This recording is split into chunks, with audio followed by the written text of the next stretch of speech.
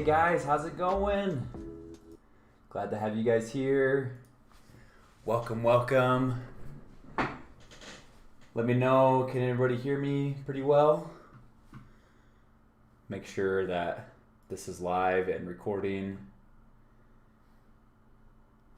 I don't need these on anymore. How's it going, Josh? Is that Kiara? You can hear me? Good. Hey, Chloe. All right, so let's get started, okay? I'm not going to do a review of what we have read because after chapter 10, after we do that, we're going to do a review session. So yesterday the internet was out. I'm not for sure if you guys experienced any internet outage, but my internet just came on at 2:28 or something yesterday, and so I had no time to get the questions ready with the Nightbot, how you can type in the chat and the questions pop up. I needed the internet to get those ready. And so I didn't have time to get the lesson ready yesterday. So today we're going to combine chapter 10 and the lesson review. So we're just going to dive right into chapter 10, and then we will do a little review session for those that still have time and can hang around to help you guys get prepared for your chapter your assessment test, okay? So let's flip this and put up the chat commands to help you guys remember what you can type in the chat. And let's scroll down to chapter 10. And this should be a pretty quick chapter, okay? So it should be about 10-15 minutes to get through this chapter. There's only 3 questions that I'll be asking for this chapter, and then we'll dive right into a review session to get you guys ready for your assessment test. Some of you guys probably already feel ready, but there's about 20 questions, and we're covering these 10 chapters, and so that's about 4 or 5 weeks. It's probably about four weeks of work that we did. So let's get into it, okay? All right. It's good to have you all here, though, so thanks for jumping in. But let's get started, all right? So let's first bring attention to the big question, all right? And I'll get this. I'm not for sure if it's posted yet, so I'll make sure it's posted after this lesson so you can answer that big question. But let's read the big question together, all right? So right there on the right side of the page, it says, what brought about an end to 2,000 years of rule by emperors in China? All right, what brought about an end to 2,000 years of rule by emperors in China? So let's, as we read chapter 10, let's look for ways to answer the big question. What are some ways that the emperor's rule in China were ended and brought to an end? All right, so chapter 10, the last dynasty. And let's begin reading, and hope you guys can follow along on screen, or if you have your book pulled up as well, follow along with that. So let's begin. The emperor who possessed all things. The Qin dynasty began in 1644 and lasted all the way to 1912. So that was just over 100 years ago, 108 years ago that it ended. During much of this time, China enjoyed peace and prosperity. So what is prosperity? This is our first core vocabulary word for chapter 10. So let's look to the vocabulary box right here on the right of the page, and let's learn about prosperity. Prosperity is success or wealth. All right, so China enjoyed a time of peace and success and wealth. And we've learned a lot about the inventions and all the great things that happened during China during these dynasties. So they definitely were prospering. So the Manchu encouraged learning but also supported farmers. One of the finest Chinese emperors was Qi Yin Lung. Even as a child, Qi Yin showed great talent. His family gave him a strict education because they knew that one day he would have great responsibility. And speaking about education, again, in Hozho, we have high standards for ourselves. Me as a teacher, all of us teachers have high standards, and we're trying to improve. And then we're holding you students to high standards, and we're trying to push you to become your best, because you guys are the next leaders, and you guys will have an influence in this world. So you, Josh, Chloe, Kiara, you guys are going to be our country's next leaders and people that will invent and progress this country. And so that's why we are putting a lot of responsibility on you guys to learn these things. All right, let's continue to read right here. He had to start his lessons at 5 o'clock in the morning and study until the sun went down. So that's a pretty strict schedule. You guys aren't on that strict, so you should be grateful for the schedule that you guys have. You have a pretty flexible schedule. He also practiced archery and horse riding. So these habits of Qi Lung he developed in childhood were huge to help him become an emperor at age 24. So just imagine becoming an emperor or becoming the president of the United States in just about 14 years for you guys. And he continued his practice of rising early in the morning and doing his business before breakfast, which he ate at 7 o'clock. He also had free time and activities that he loved. We learned that he loved painting paintings and writing poetry. It seems like a few emperors enjoyed painting, right? And wow, look, he wrote over 42,000 poems. So let's look at this picture of Qi Lung. That's a pretty cool picture of him. There's him riding his horse with his bow and arrow. So he was the 4th emperor of the Qin Dynasty. Okay. We also learned that he loved walking in his gardens, so that's kind of how he spent his time. All right. So let's continue to read and have you follow along right here. In Qi Lung's time, China became very rich and powerful. European nations eagerly paid high prices for China's silk, which we learned was a huge thing that China had, right? Porcelain, tea, artworks, and other objects. All right, let's look back really quick and go back to our next vocabulary word. Porcelain. Porcelain is a type of fine pottery. And if we look at this picture right here, this is a Qin porcelain, such as this vase, was in high demand in Europe, but the Europeans had very little that China wanted in return. So Europe had a lot of things that China wanted. Europe wanted to have a lot of things that China had, but China didn't really care to have much of the things that Europe had. The Chinese would not accept foreign money. They demanded to be paid in silver. So Europe was paying for these things like silk, porcelain, and tea and artworks, and China required that they be paid in silver. So China was willing to sell its products to the Europeans, but it was not yet interested in buying European products in return. Many Chinese believed that China made the best of everything and did not need anything that Westerners produced. Only a few Europeans were allowed to enter China, and only then, during certain times of the year, the emperor made it illegal to teach the Chinese language to foreigners or to send Chinese books outside the country. Wow. Okay, let's have a few questions now that we've just finished, pages 72 and 74. So, why did Qi Lung refuse the goods from British officials? We learned that Europe wanted a lot of things of China. Can you, Josh or Chloe, answer that question? Why did the Chinese refuse the goods from the Europeans? What did we just learn about?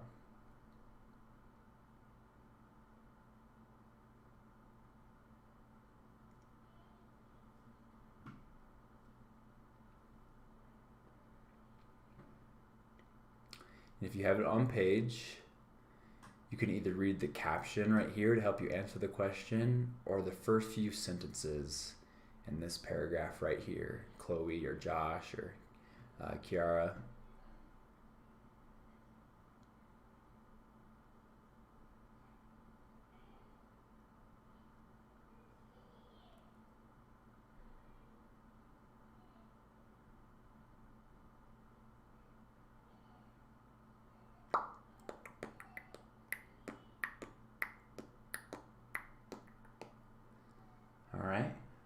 the emperor believed that the Chinese already possessed everything they could possibly need. Remember? So the Chinese had everything, basically everything that the Europeans wanted, but Europeans didn't really have anything that China wanted. They believed Qi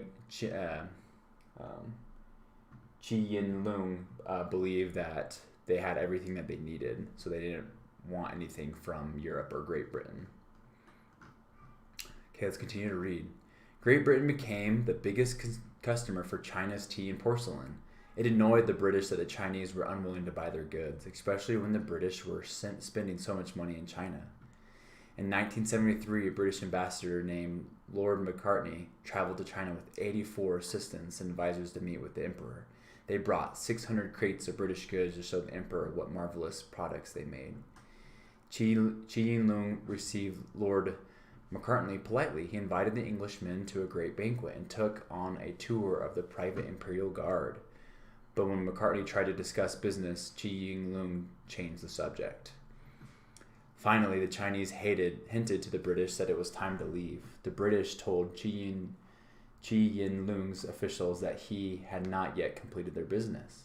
The officials handed over a letter from the emperor. The emperor wrote, "We possess all things. I set no value on objects, strange or ingenious,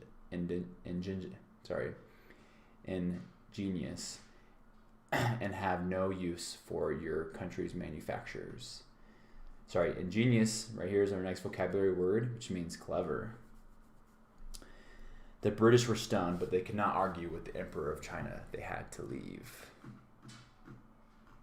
Okay, so just about 2 more pages, all right? And we are done with chapter 10. Okay, so the Opium Wars, okay? So the 2 questions that I will ask you after this section is, how did the opium trade lead to war between China and Britain? And the second question that I will ask you guys to answer is, what factors led to the decline of the final Chinese empire? All right, so as we read, Josh and Chloe and Kiara, look for how the opium trade, we're going to learn about opium, and how the opium trade led to a war between China and Britain. And then we're going to learn about the factors that led to the decline of the final Chinese empire. And those are our 2 last questions. Okay, so China thought it could remain isolated from Europe and the Western world. But the world was changing. The nations of Europe were growing richer and more powerful. They wanted to have influence over China, and they wanted to sell their goods there. China would not remain isolated for long. The British eventually began selling a few goods to the Chinese, including a drug called opium from India. Opium is a very powerful and a very addictive painkiller. Becoming addicted is exactly what happened to many people in China. One Chinese official wrote that opium was worse than an invasion of wild beasts. It destroyed Chinese lives and families. The Chinese government tried to stop the drug trade, but the British became angry.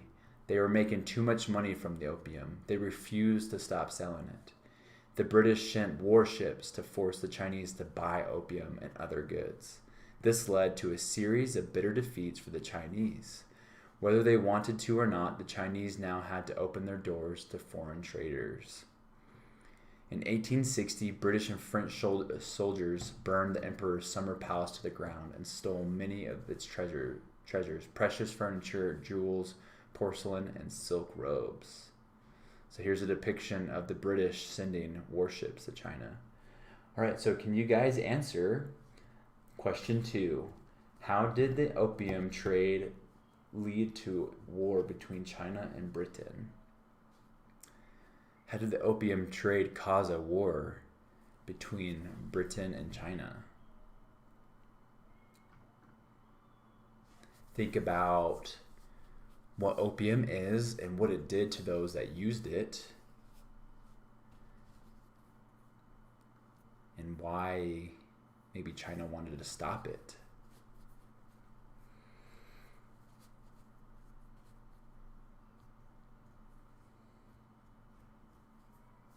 And also remember, you can use the chat commands right above my head to type in the question and to type in a hint. And we are on question 2, so you would type in question 2 or hint 2 to help you with this question.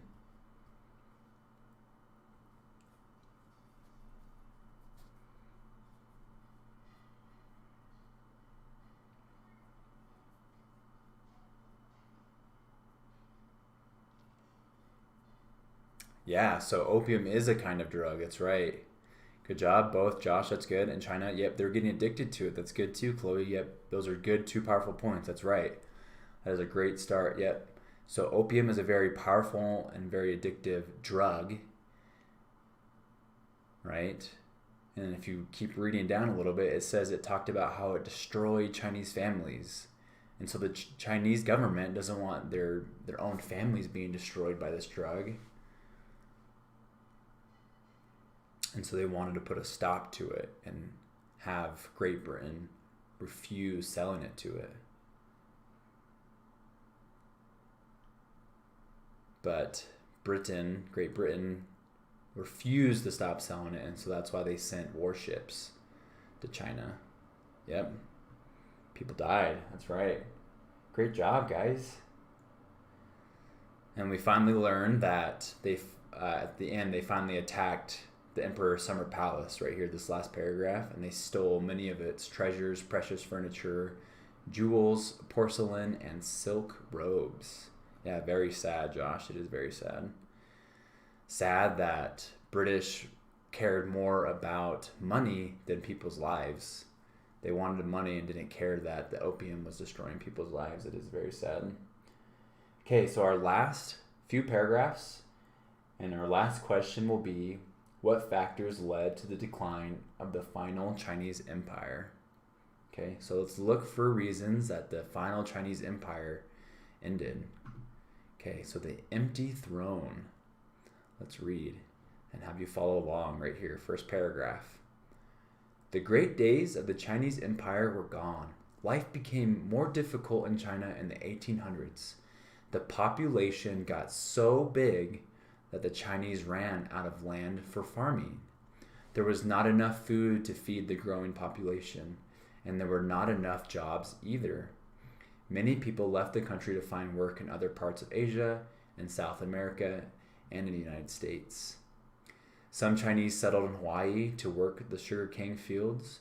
When gold was discovered in California in 1848, thousands of Chinese men sailed to the United States to work in the mines. They also helped build railroads in the American West. All right, China's ancient way of government barely lasted in the 1900s. A series of rebellions changed the country forever. Finally, in 1912, the last emperor of China stepped down from the throne. China became a republic with an elected government. After more than 2,000 years of rule by emperors, the Chinese throne was empty. All right, so China became a republic because their way of government wouldn't last any longer. And so they changed their way of government and became a republic. So let's learn what about a republic is. A republic is a kind of government in which people elect representatives to rule for them. Similar to what we live in, right? We live in a democratic environment where we elect officials, and then China became a republic. Okay, guys, so let's answer our last question. What factors led to the decline of the final Chinese empire? Okay, Chloe or Josh or Kiara, anybody else that is here want to answer that question in the chat? Type out your answer. What factors led to the decline of the final Chinese empire? Again, if you need help with this question or can't remember the question, you can use the chat command, which is right up here, right above my head on the screen. And you can type in question 3. And then if you need a hint, you can type in hint 3. What are some of the factors or reasons that led to the final Chinese empire. That's right. Good job, Chloe. The population was getting too big. That is one factor or one reason. That's perfect. There's a couple more. Yep, so Chloe just, looks like Kara put the hint in, which is great. Good job. I think that's your name. I could be wrong. Ashley, the YouTube name. I think your name's Kiara, but maybe I'm mixing you up with another YouTube name. But like Chloe said, the population was getting too big. So population increases is that first blank. Blank shortages. What were they short on? People left China for a certain reason. They were short on something. And then foreign blank. And we read about that in the previous section. Your mom is Ashley? Yeah. It is. Okay. Kiara. Nice. Good job. Perfect. And then the last blank. Yep. So food was a big part. Yeah. Population was growing too big, and so they were losing food. I guess in a way it could be food shortages. There's another reason why they left. Another blank reason, shortages. They went to other countries to look for what? And then there was foreign. What did Great Britain do? Great Britain wanted to open the gates for foreign blank. They were bringing in. Are you saying not enough? Yep. All right. Let's see. You took that back. Kira, is that better? Kira. I think you're on the right track though, Chloe. Not enough. Look at the first. Kira. Okay, perfect. Thank you for helping me, Kira. Look at the first paragraph, the last sentence. People left for what? There were blank shortages.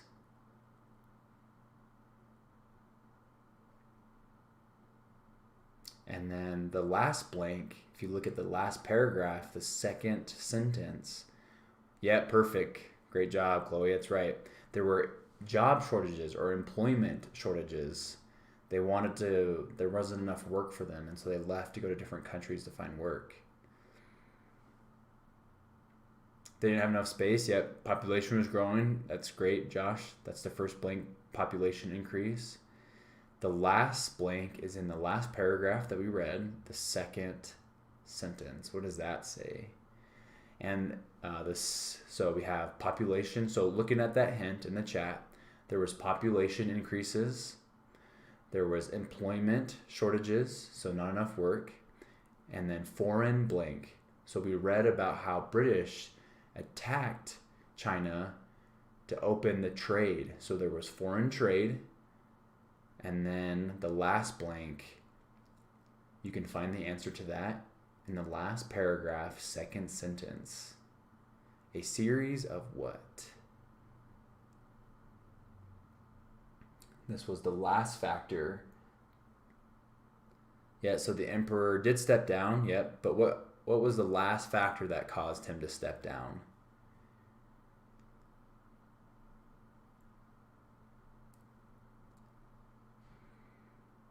There was a series of blank that changed the country forever. If you look at the last paragraph on the screen, that starts with China's ancient way. If you look at the second sentence, a series of blank changed the country forever. And this will be our last factor of why there was a decline of the China Empire. So the drug, yep, that's part of it. There was the foreign trade. Good job, Josh.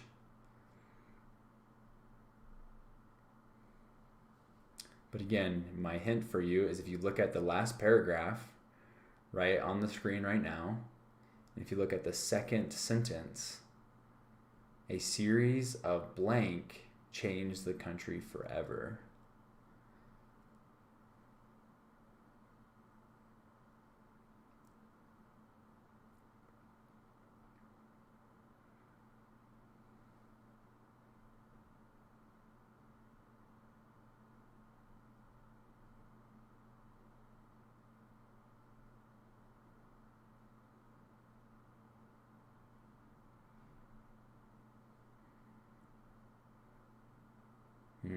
Good try. Good guess, Kira.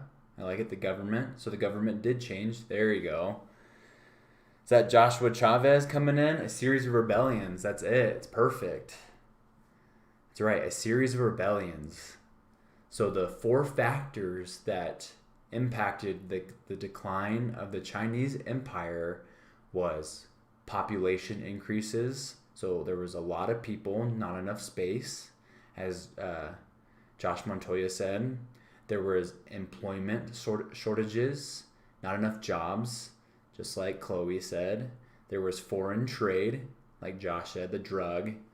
And then the last thing that I think, I'm assuming that's Joshua Chavez that came in right there. There was a series of rebellions. The rebellions was the last factor that caused the China Empire to decline and become a republic.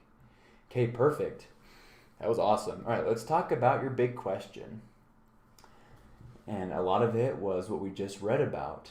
Okay, so what brought an end to 2,000 years of rule by emperors in China? Yeah, very interesting, Kira. Okay, so let me pull up my handy dandy pen right here. Okay, so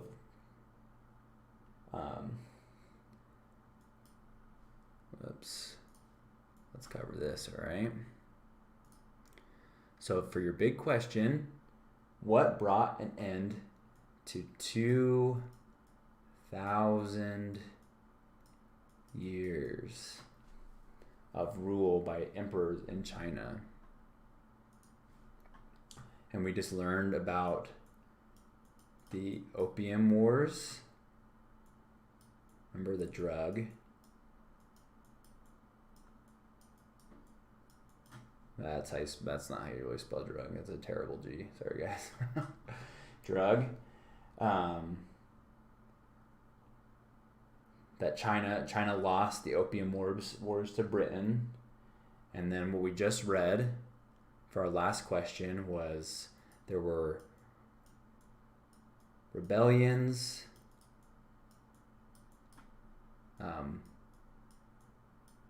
population increases. What else did we learn?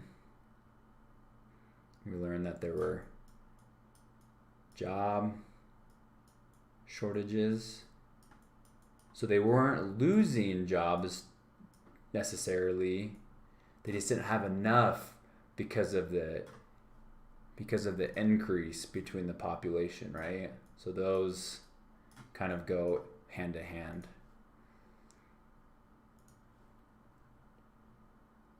And then the foreign trade, okay?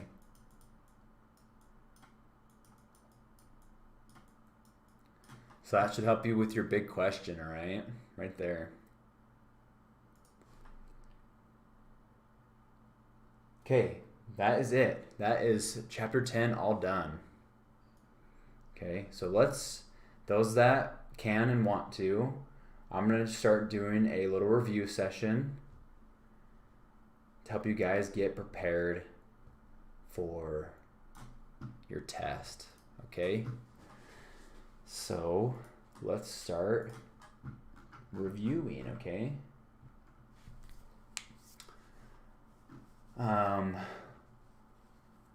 Who was Marco Polo?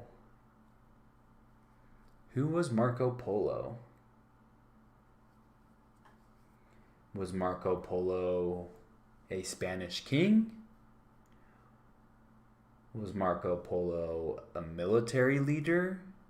Or was Marco Polo an Italian explorer?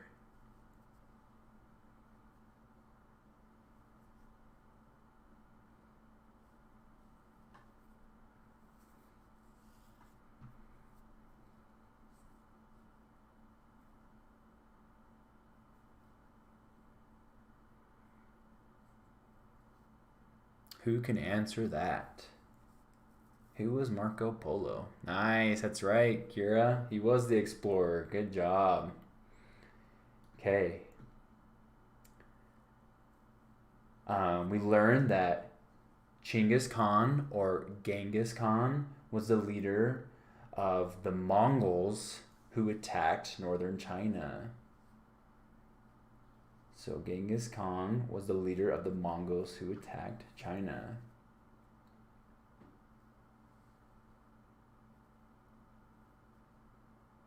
All right, so remember when we learned about the wooden houses that were so tightly packed together? So because they were wooden houses so crowded together, what could easily sweep through Hangzhou? All right. Could snow easily sweep through Hangzhou? Could fires easily sweep through Hangzhou? Or floods? Could floods easily sweep through the wooden houses in Hangzhou? Who can answer that question?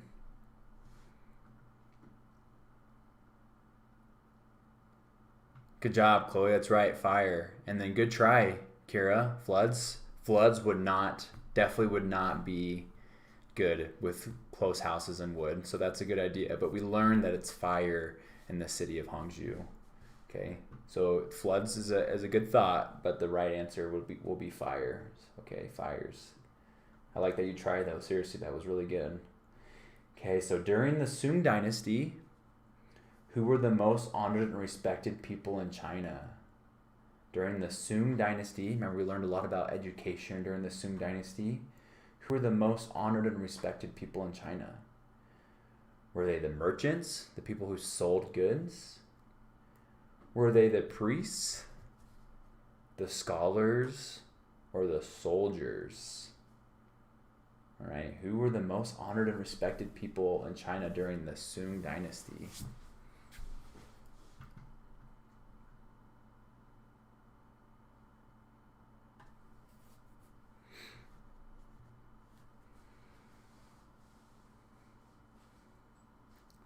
Soldiers. Again, it's a great guess. It's incorrect, but it's a great guess. Good job, Kira. So what would be your second guess? If it's not the soldiers, would it be the priests, scholars, or merchants? Remember, the Sung Dynasty highly revered education. We learned a lot about education during the Sung Dynasty and how people would go to academies. Priest? No, but good try again. If Chinese people are going to an academy, they are learning and becoming students. And what's another name for a student? You've guessed soldiers and priests. Yeah, there we go. Scholars. Good job. So scholars is another name for highly educated people. All right. So you students, Kira and Josh, both Joshes, Chloe, you guys are becoming scholars. You're attending Hozho Academy. You're becoming educated people. So scholars. So the Sung Dynasty honored and respected the scholars the most. We also learned about the Sung Dynasty that the Jurchen, Jurchen, the Jurchen helped the Chinese, but then they turned their backs and fought against the Chinese to claim northern China. So the Jurchen helped and then turned their backs on northern China. We also learned, remember the Emperor Weizong, the emperor that wasn't focused too much on governing, but he was focused on what? Remember, he was focused on yeah, it is cool. Very cool. Remember Weizong? He fell from power because he wasn't doing his duty as emperor. He wasn't worried about governing. He was focused on what? What was he focused on? He wasn't focused on military strength. He wasn't focused on opium. We just learned about opium.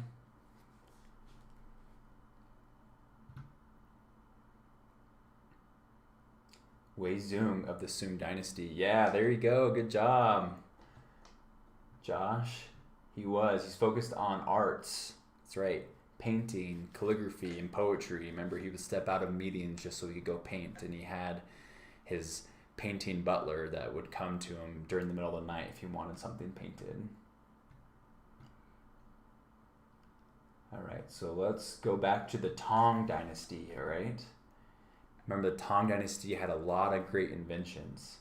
So some of the great inventions of the Tang Dynasty were the invention of paper money. They had the extensive trading of tea, and they also had the invention of gunpowder and fireworks. All right. So paper money, trading of tea, and gunpowder and fireworks of the Tang Dynasty. But then there was one more thing. The invention of what led the Chinese to create the world's first books, all right? So was it the invention of literature? Was it the invention of calligraphy? Was it the invention of ink? Or was it the invention of woodblock printing that led to create the world's first books?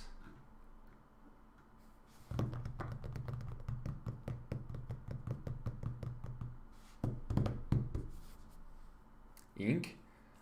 I can see where you're going with that, right? Because you can't create book without inks. So I would say you're like halfway right, Kira. They used ink with something else to create the world's first books. And they were able to print 1,000 pages a day with this invention.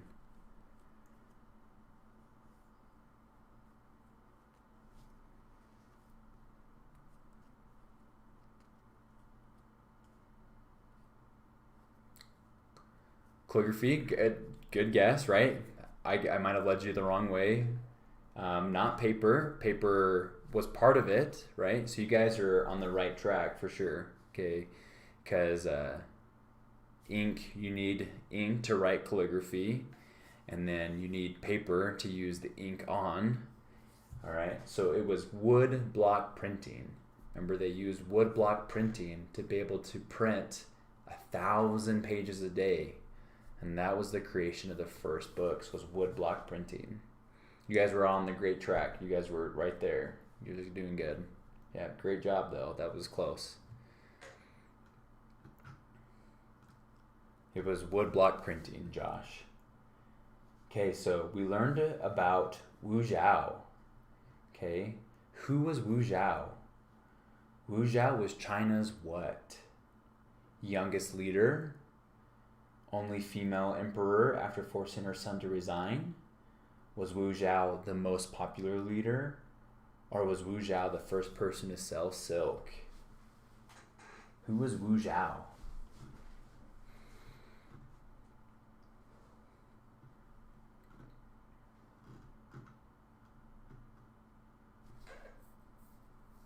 That's right. Perfect, both of you guys. Kira and Joshua Chavez, perfect. The Empress, or only female emperor, right? So even though she was a woman, she was still called an emperor, but I get what you're saying, Kira, Empress. So Wu Zhao was the only female emperor after forcing her sons to resign.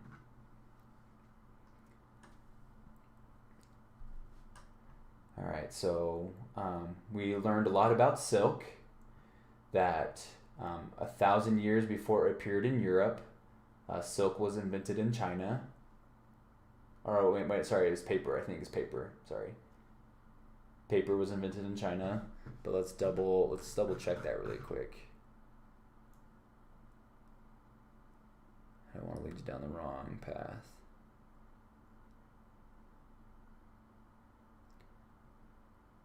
It couldn't be silk, but I'm pretty sure it's paper. So let's pull you guys back up. So during the Han Dynasty, invention of paper. Yep, okay, so it's paper, right? So paper, the invention of paper, if you look at this last paragraph, the invention of paper was a huge advance. It would be another 1,000 years before paper would appear in China. Okay. And then we also learned about silk, right? Here we go. In the time of the Han Dynasty, foreigners were especially eager to buy Chinese silk. Okay. We learned that people would travel far distances to buy silk, and then we had their silk traders that would also travel far distances to sell silk. Remember, they used the camels and yaks to carry the silk. So foreigners were especially eager to buy silk.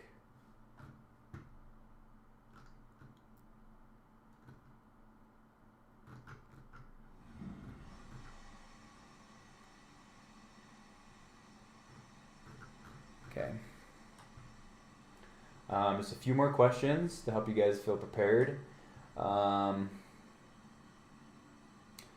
Wu Di of the Han Dynasty ordered an official to travel into the wilderness to find magic potions that would make him live forever. Remember, he wanted to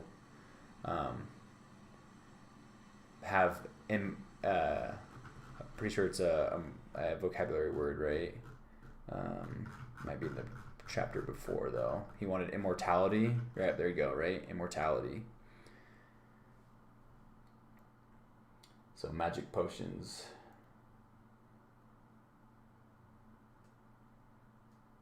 Wait, one sec. I might be actually confusing this with Shi Huangdi. Shi Huangdi wanted magic potions. That's why we're doing this review, to make sure I get you guys all ready. So we want Wu Di.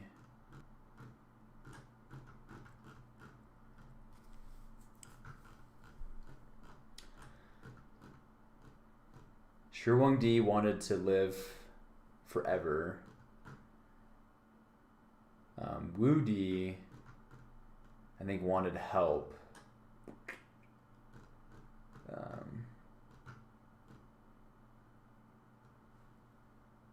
But let me double check really quick. Emperor Wu Di.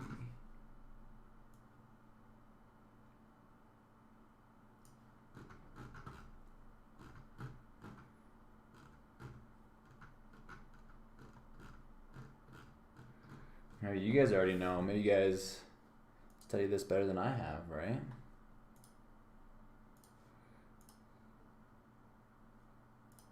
Okay. You didn't focus much. It's all good. That's why we're doing this review. And this was either this chapter, chapter 2. So this was like 3 or 4 weeks ago. So that, again, that's why I want to do this review, to make sure you guys were all ready. Okay, here we go. So Wu Di, here we go. Wu Di.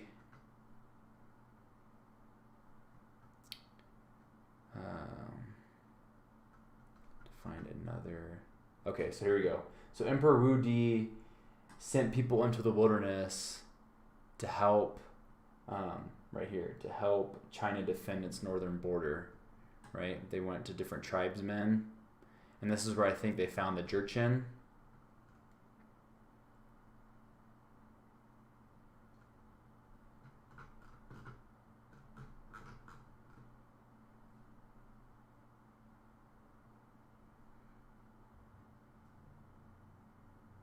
No worries, Scotland. Okay, so right here, ready? Emperor Wu Di ordered a court official by the name of Zhang Qin to go into the wilderness. Wu Di commanded this official to find another state that would help China fight northern tribesmen. Okay, so Wu Di, the Emperor Wu Di of the Han Dynasty, ordered an official to travel into the wilderness to find people willing to help China defend its northern border.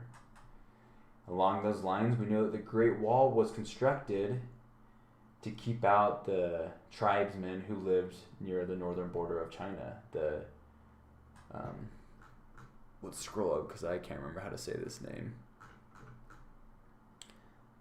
The Great Wall of China started to be built because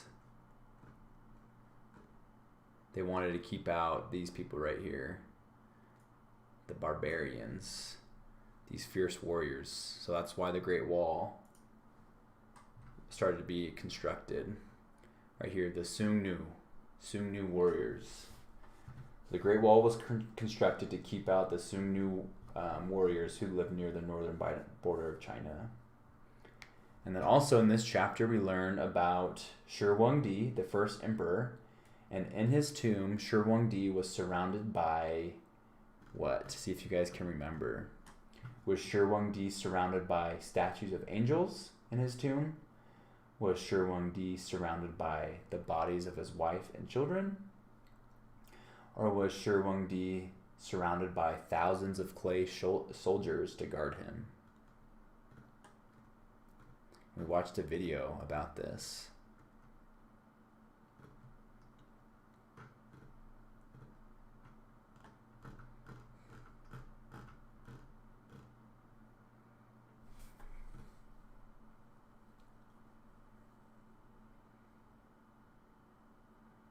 Yeah, that's right. The clay shoulders, right?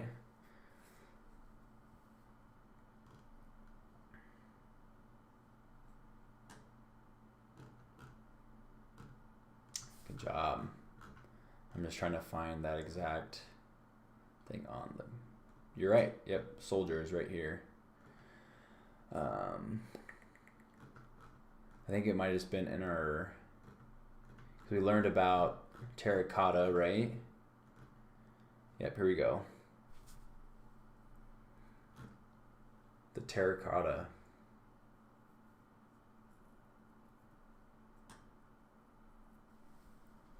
So Shi Huangdi was surrounded by thousands of clay shoulders, or terracotta soldiers. Okay, I think there are, we're almost done.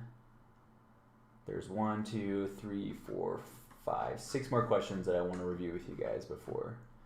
Okay, so what was one of Kublai Khan's greatest achievements? Was one of his greatest achievements the creating paper money? Was one of his greatest achievements creating a postal system? Or was one of his greatest achievements inventing gunpowder? Yeah, good job, Scotland. You got that last question correct. Yep, it was the clay soldiers. But what was one of Kublai Khan's greatest achievements? Was it the paper money, Chinese alphabet, postal system, or gunpowder? Good job, Joshua.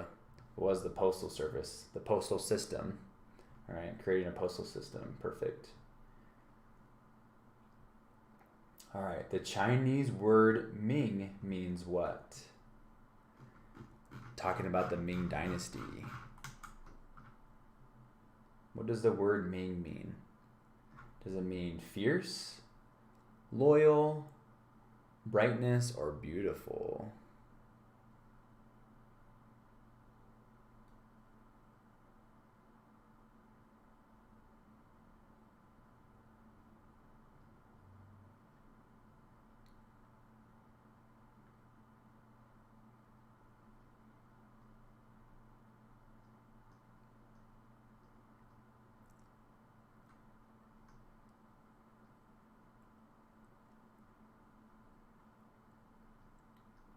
Does the Chinese word Ming, and we learned about the Ming Dynasty, does it mean fierce, loyal, brightness, or beautiful?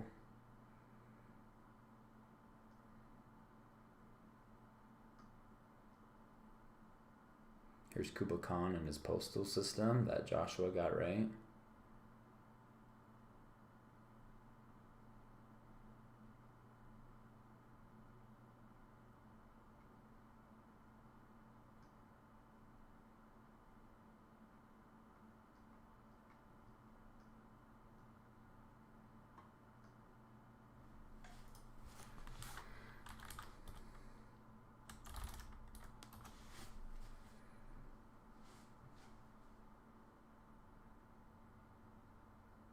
Beautiful. I think you are correct, but let me double check. Or it could mean, I think it actually means bright. Bright, but let's find it in the book.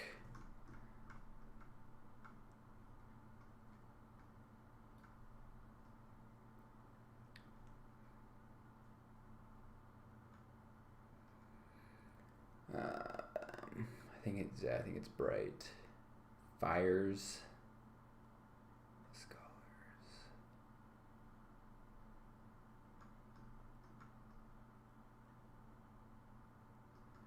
Yep, I'm pretty sure you're right, Scotland. Bright. One sec.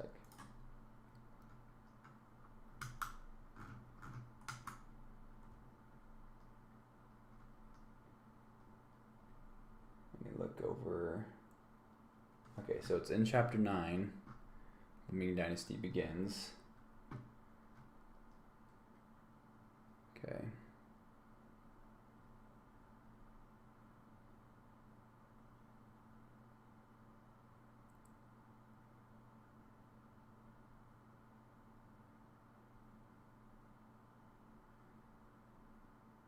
I thought it would be easily spotted, but I can't remember.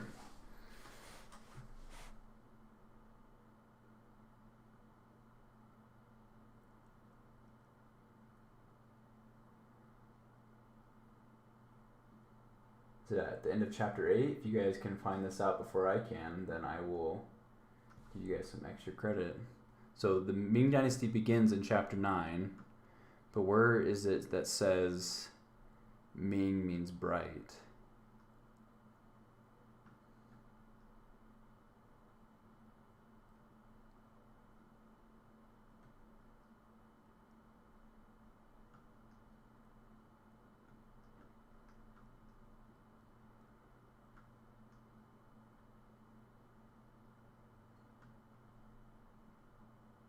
Can't expect you guys to find that answer if I can't even find it. I cannot remember.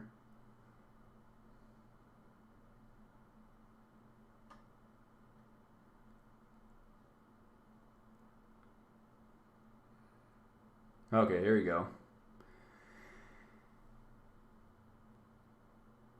Zhu Yuanzhang proclaimed the beginning of a new dynasty, the Ming, which means brightness. Found it right there, page 66. There you go.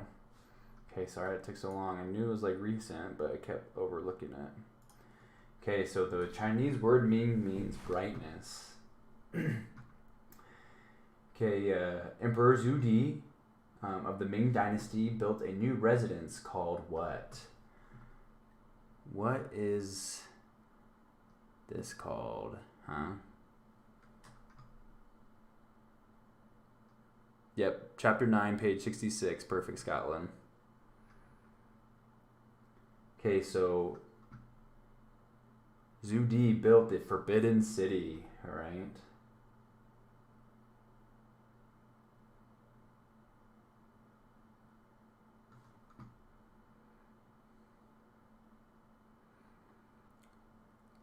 All right, and then our next question is about this emperor, Young Hu. Why is he famous? Why is Young Hu famous? Is he famous because he fought the British warships? Is he famous because he invented the postal system?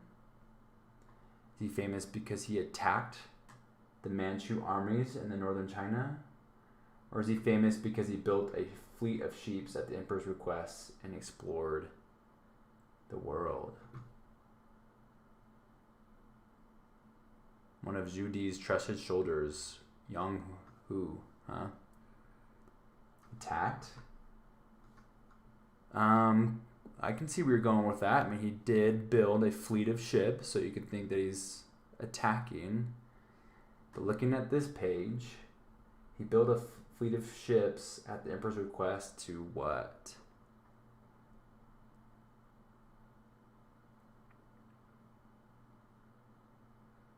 Explore the world. Right? Because he saw all these different crazy animals. He had his logbooks. Remember we learned about logbooks last time? He was one of the greatest explorers in the history. So, right here, this is his name. Young Hu built a fleet of ships at the emperor's request to explore the world.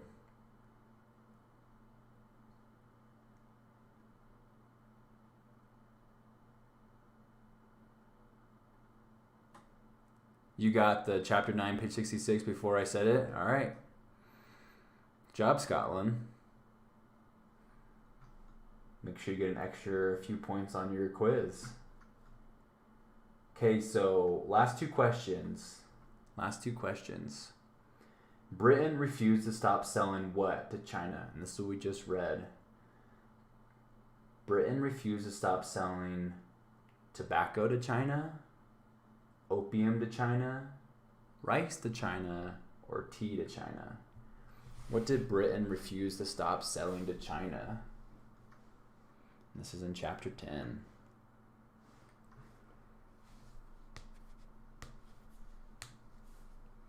Close, Kira. You're close. Was it tobacco, rice, opium, or tea? You're on the right track because tobacco is a drug.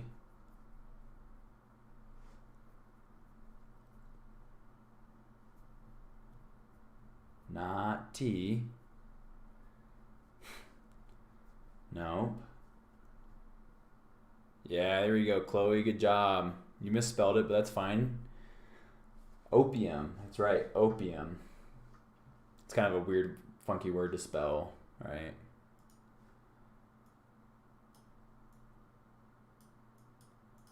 Opium.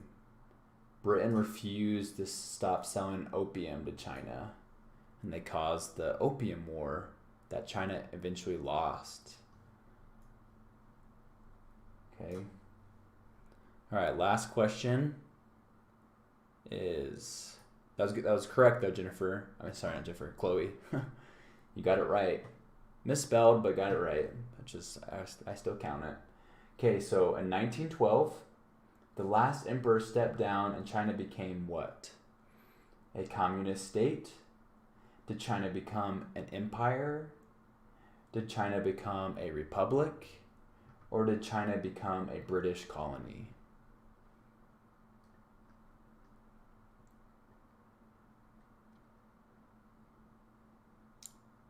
So, empire. So China was an empire, Kiara. But the empire ended in 1912. And so what did it become? Nice, Joshua. Republic. That's perfect. So it was an empire, Kiara? Oh, British Empire. I get what you're saying. Like, they lost the Opium Wars to Britain, and so you could think that they became a British colony or a British empire, but they became a republic. Good job, Josh. Good job, Scotland. It's perfect. In 1912, the last emperor stepped down, and China became a republic. Okay, guys. So those were all pulled from your Dynasties of China test. So you should feel ready to take it. If you need to, you can watch the last, 20 minutes of this video again to be prepared. But that is it, okay? Thanks for coming in. It was great to have you all. If you guys want to take a minute or two to talk amongst each other, you can. You're not ready. It's all good. Kira, you can rewatch this video and get yourself ready, okay? Chloe's talking about how she went to Lake Powell. Nice. That's cool. Lake Powell's cool. I've been there once. See you, Josh. Thanks for coming in. Good luck on your test, guys.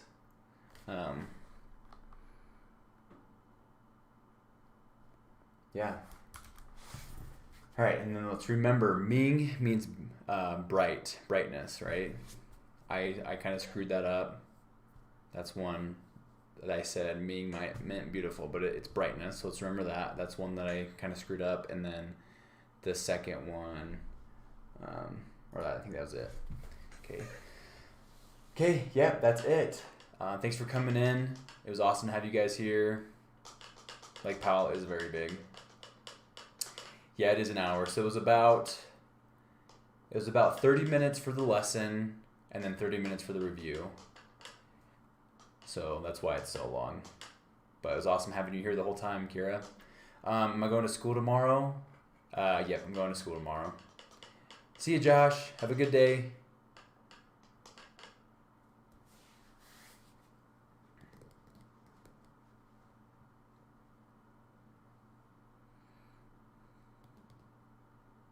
Okay, well, I'm going to end the stream. You guys are awesome. Best of luck. Let me know if you guys need any help with anything, and I will catch you guys later, all right? Yeah, no worries, Kira. Just make sure you get caught up with math and literacy. Focus on those. And I know you've been trying in history, so you should pass history. You'll be fine. And then I'm pretty sure you've been doing stuff with science and literature, so you should be good. But let me know. You can email me if you have any questions. See you, Chloe. See you, Scotland. You guys are the best. See you guys later. Yeah, I don't know much about math because Mr. S has been doing that, but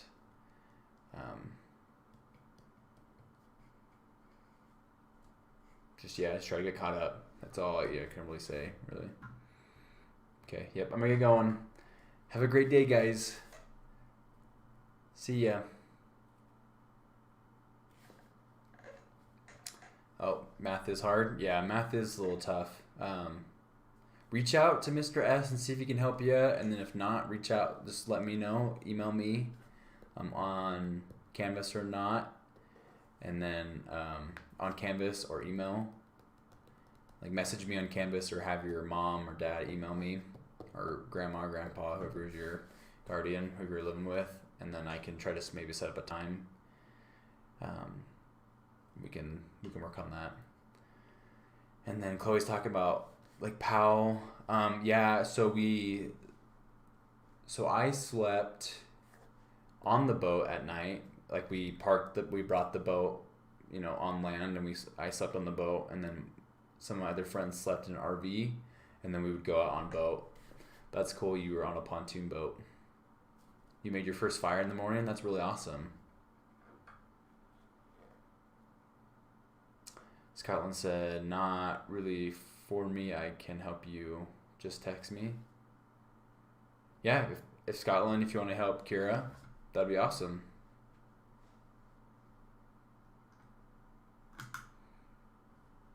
Okay. You guys are the best, and I will see you guys later, okay? Have a good day.